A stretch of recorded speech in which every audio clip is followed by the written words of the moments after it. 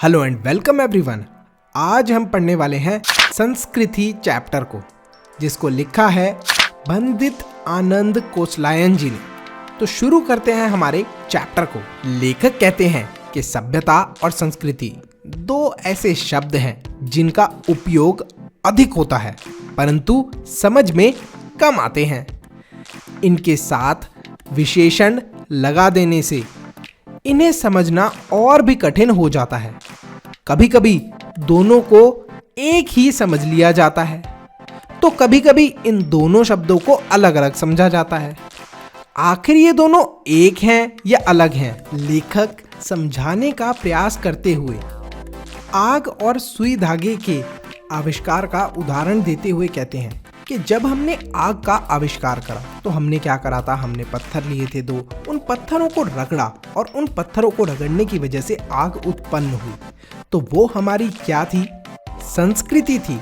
लेकिन बाद में हमने और बहुत सारे उपयोग करना सीखे आग के। जैसे हमने आग का उपयोग करके पानी को गर्म करना सीखा, हमने आग जलाकर खाना बनाना सीखा।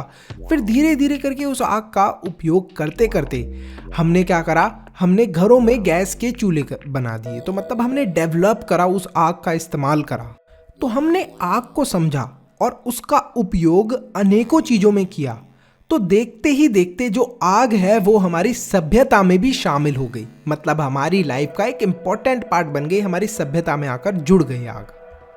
आगे सुई धागे का उदाहरण देते हुए लेखक कहते हैं कि लोहे के एक टुकड़े को घिसकर छेद बनाया हम लोगों ने, फिर उसमें हमने धागा पिरोया, फिर अलग अलग जो धागे से टुकड़े थे उन सबको जोड़ा और जोड़कर हमने क्या करा, एक कपड़ा बनाने की कोशिश करी। तो ये हमारी संस्कृति थी। लेकिन बाद में फिर उसी सुई को हमने बहुत सारी अलग अलग जगह उपयोग करा। जैसे हमने मशीन बनाई।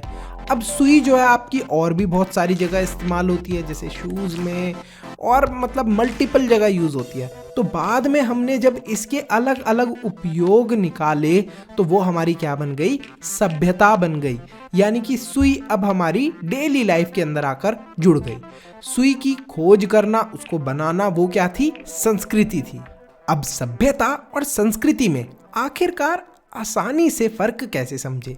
देखो, अगर संस्कृति की बात करें तो संस्कृति आप ऐसे समझिए जैसे शुरुआत में हमें किसी चीज़ की ज़रूरत महसूस होती है। इनिशियल स्टेज में जब कोई चीज़ होती है, जैसे हमने क्या देखा कि शुरुआत में हमें ज़रूरत महसूस होती थी जो फ़ोन होते हैं इनसे हम लोग बात कर सकें एक दूसरे से।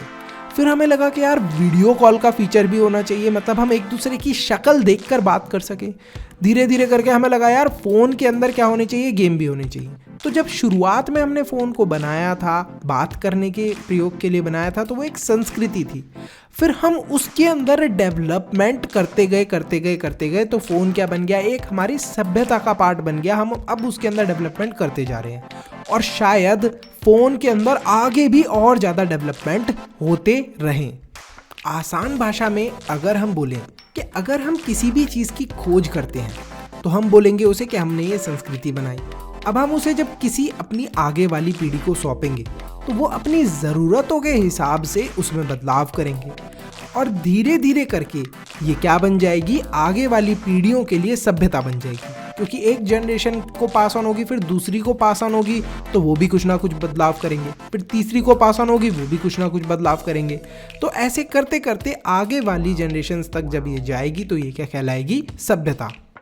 यूं तो न्यूटन ने गुरुत्वाकर्षण के सिद्धांत का आविष्कार किया, इसलिए वह संस्कृति कहलाई। परंतु जब न्यूटन के बाद लोगों ने इस संस्कृति को, गुरुत्वाकर्षण की संस्कृति को पढ़कर और ज़्यादा इसमें उपयोग करे तो ये क्या कहलाने लग गई, ये एक सभ्यता कहलाने लग गई। अब देखो, गुरुत्वाकर्षण यानी कि ग्रेविटी की जब हम बात करते हैं तो न्यूटन ने जब वो डिस्कवर करी थी तो वो बहुत ही बेसिक लेवल पे चीज़ें उन्होंने डिस्कवर करी थी। बाद में इसी ग्रेविटी को जब डिटेल्स में साइंटिस्ट पढ़ते गए तो किसी ने ग्रेविटी की फोर्स के बारे में पता लगाया कि अर्थ पर कितनी लगती है। फिर किसी ने ये पता लगाया कि भाई और प्लैनेट्स की ग्रेविटेशनल फोर्स हम कैसे निकाल सकते हैं। इन सारी जानकारी की वजह से ही हम लोग स्पेस में जा पाए। तो आप समझ रहे हो कि कैसे एक संस्कृति की मदद से क्या हुआ, हमारे सभ्यता बनी और सभ्यता का इस्तेमाल करके हम आगे बढ़ सकते हैं।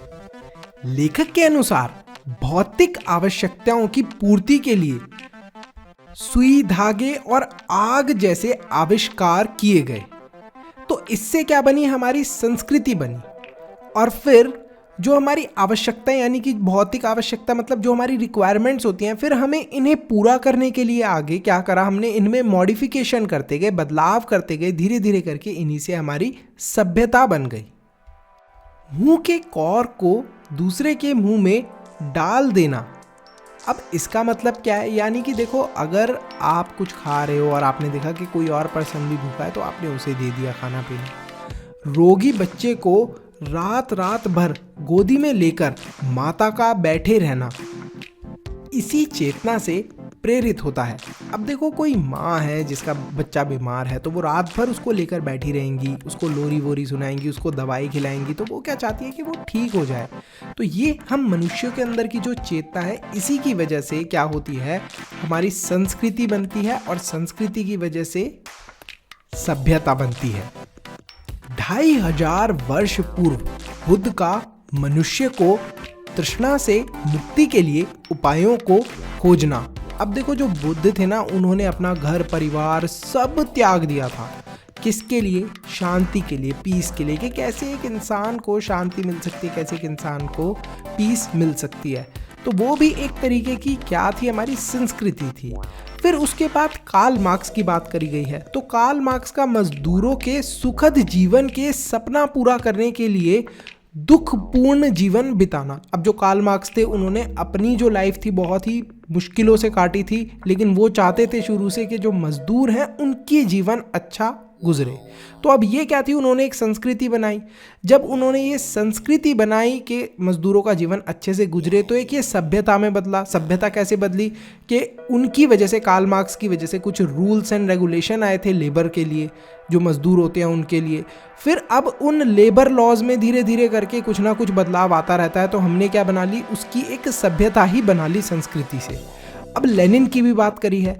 लेनिन जो थे वो मुश्किलों से मिली डबल रोटी के टुकड़े को दूसरे को खिला देते थे, ठीक है। इसी वजह से एक संस्कृति बनी। अब उनका भी कुछ ना कुछ कंट्रीब्यूशन रहा, लेनिन का भी।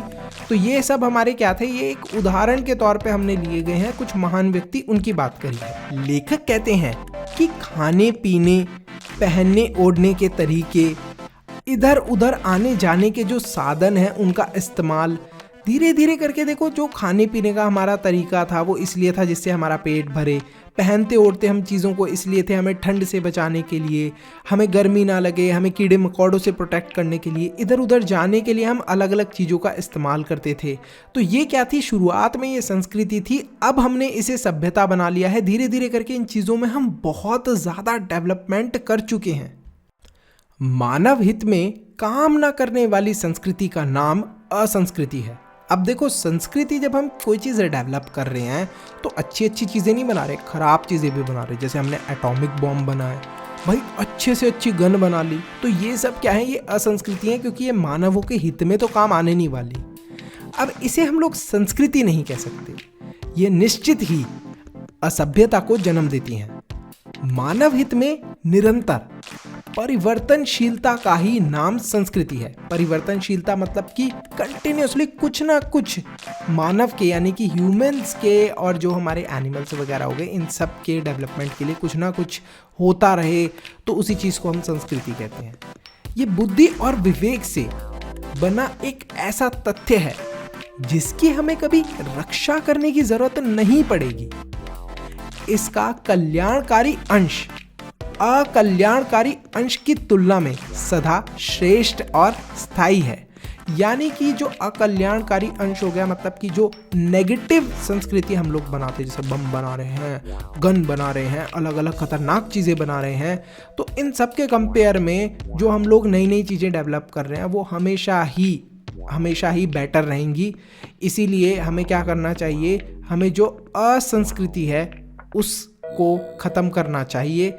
और यहीं पर जो हमारा पाठ है वो ख़त्म होता है। आई होप अब आपको संस्कृति और सभ्यता के बीच का फर्क समझ में आ गया होगा। देखो इस चैप्टर से कौन से इंपॉर्टेंट क्वेश्चन है जो बोर्ड में आते हैं, वो आप प्रैक्टिस करोगे तो आपके अच्छे मार्क्स आ जाएंगे। अब वो कैसे पता चलेगा कि कौन से इंपॉर्टेंट क्वेश्चन बोर्ड में आ सकते हैं? देखो इस चैप्टर से हमने PYQs होते हैं previous year question plus important question. अब PYQs में वो वाले क्वेश्चन जो लास्ट 10 ईयर्स में सबसे ज़्यादा CBSE ने इस चैप्टर से दिए हैं रिपीट कर करके।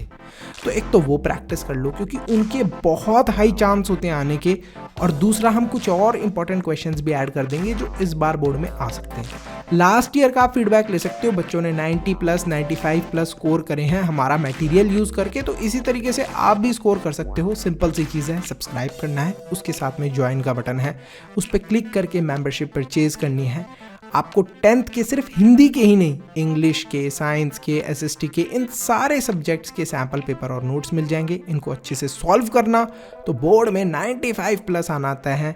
सी you in the next video. Best of luck for your exam, और आई होप आप 95 प्लस स्कोर करो। MKG को भी फटाफट से सब्सक्राइब कर लो।